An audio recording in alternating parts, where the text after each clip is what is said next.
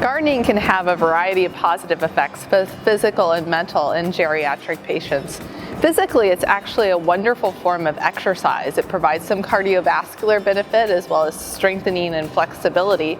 Other physical benefits include just getting outside during the daytime and getting some vitamin D, which many of our elderly patients are deficient in, as well as studies have found that individuals who grow their own vegetables actually have a healthier diet. Mentally, there can be multiple positive benefits in the elderly.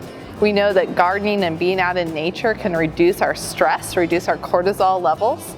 There are studies that have found in elders with dementia, gardening can actually reduce agitated or anxious behaviors. And gardening can be a positive social interaction for elders if they do it in a group or belong to a gardening club. I think gardening is a great exercise no matter an elder's physical abilities or limitations.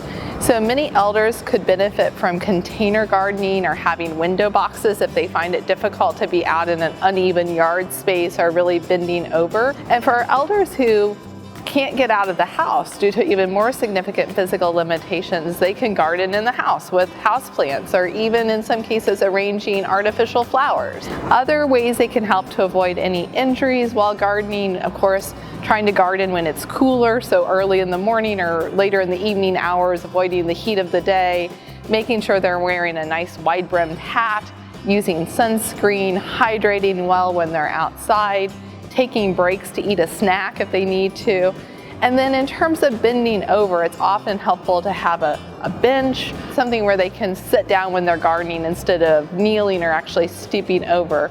And finally, we'd want them to wear appropriate clothing. So they should have shoes that have a good gripping sole so they don't slip if the grass would be wet, and gloves to protect their skin, which often thins as we age from thorn pricks or getting scratched.